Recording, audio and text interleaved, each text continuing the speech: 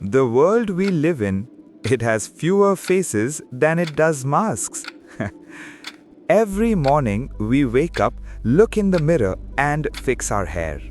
We paste on a fake little smile and head out just to convince the world that our lives are perfect. As if. Especially today, in an age where likes and comments decide what you're worth. But have you ever wondered, what if that mirror, the one you look into every single day, started talking back? What if it told you that everything visible is a lie and only the hidden things are true? This is the story of Aryan, a 17-year-old boy who felt lonely even in a crowded room. And his story? Well, it might just pull the blindfold off your eyes, once and for all. Aryan was an ordinary boy. So ordinary, in fact, that he was practically invisible. Thin frame, quirky glasses, and shoulders that always seemed to carry the weight of the world. He lived inside his sketchbook, a place where he could create a reality he wasn't afraid of, because in the real world, he was terrified. Hey, Aryan, what have we got today? Is this Picasso's latest masterpiece? Let me see that. No, Vikram, please. It's nothing. Just some sketches. Oh, wow. Is this supposed to be me? You made a cartoon of me? Here, take your art back. Everyone laughed, and in that crowd stood Ria, the girl Aryan watched from a distance. She wasn't laughing, but she didn't stop them either. Aryan picked up his torn pages and ran. That night, he locked his door, stood before his mirror, and finally broke. Why am I like this? Why can't I just speak up? I wish I were someone else. Anyone but me. Someone who isn't afraid. Aryan couldn't sleep. Restlessness pulled him toward the attic, an old storeroom that had been sealed for years, covered in layers of dust. But tonight, it felt like it was breathing, like it was calling his name. Inside, dust ruled. Broken chairs, old trunks, and in the corner, something tall, draped in a heavy cloth. Aryan reached out, his fingers trembling, and pulled the fabric away. It was a full-length mirror. The frame was ancient metal, carved with snakes and humans twisted together.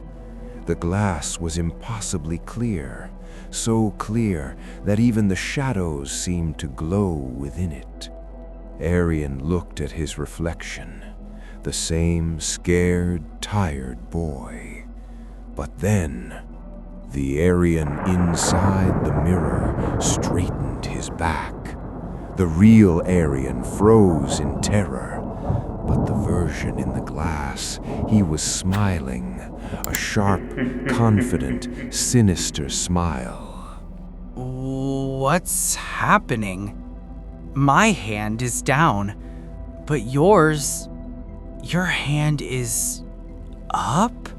Aryan, how much longer are you going to live in fear? You're talking? I am you, but I'm the you you've always dreamed of being. Fearless, powerful, attractive. Look at me. Do you see any fear in these eyes? Aryan was mesmerized. In the glass he saw perfection. This version of him stood tall, his gaze sharp like a predator's. Vikram tore your book.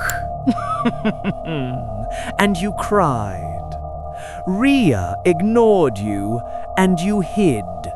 Come to me, Aryan. Let's swap. Swap? What do you mean?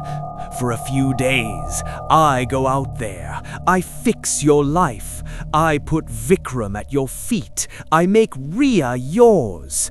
All you have to do is touch the glass. Fueled by greed and a thirst for revenge, Aryan's conscience went silent.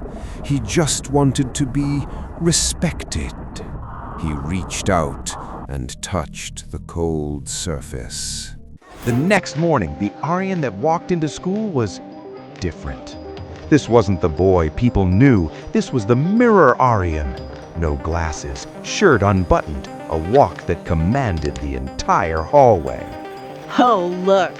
Ha ha ha. The coward's back. Did you bring a new sketchbook for me to... Before Vikram could finish, the reflection grabbed him by the throat. His eyes were so cold, so void of humanity, that Vikram's voice died in his throat.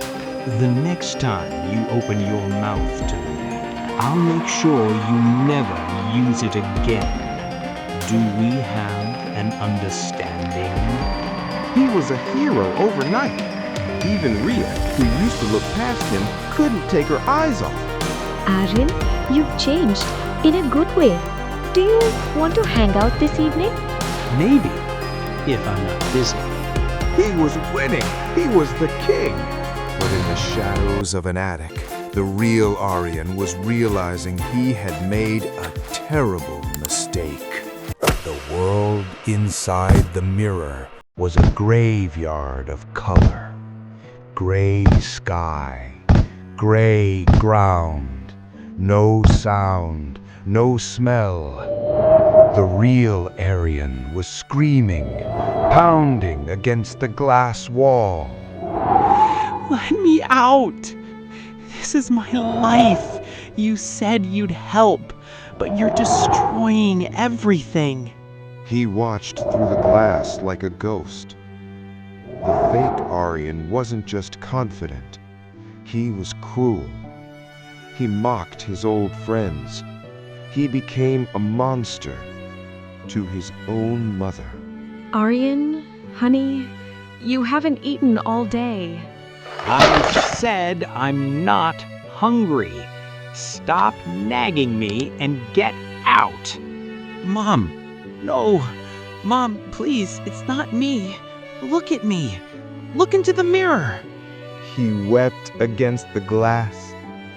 He realized that in his search for perfection, he had traded away the only thing that mattered: his soul. Days passed. The fake Aryan had the world at his feet, but he was a hollow shell. No love, no empathy. Rhea came to him one afternoon, holding a gift. It was his old sketchbook, taped back together with care. Aryan, I fixed this for you. I know how much your art means. This trash? I'm way beyond this now. He watched his own soul catch fire. Rhea's heart broke right there in front of him. And inside the mirror, the real Aryan snapped. That sketchbook was his soul. No! I might be weak. I might be a coward. But I am not heartless. I want my flaws back. I want my pain back. Give me my life. The sheer force of Aryan's emotion shook the mirror world. Outside, the fake Aryan clutched his chest. His skin began to spiderweb and crack like a porcelain doll. What are you doing? Stop! You're nothing without me. You'll go back to being that lonely, scared boy. I'd rather be nothing as myself than everything as a lie. With every ounce of love, anger, and truth he had left, the real Aryan lunged forward. He gathered all his strength into his fist and threw it at the glass wall of his prison. The dust settled, Aryan lay on the floor of the dusty storeroom. The real Aryan. His hand was bleeding. His breath was ragged.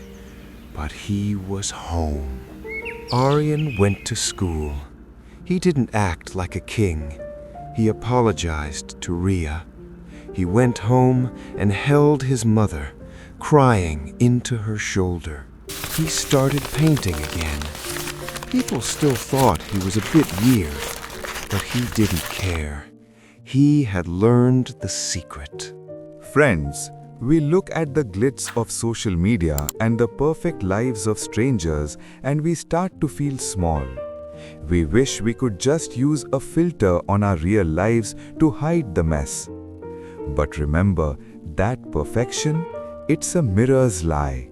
It has no soul. Your flaws, your fears, your broken dreams, those are the things that make you human.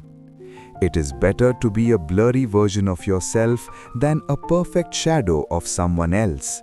Love yourself, because in this entire universe, there is only one of you. For more stories that touch the heart and spark the mind, stay tuned to Tales and Teach. Have you ever tried to be someone you are not? Tell us your story in the comments.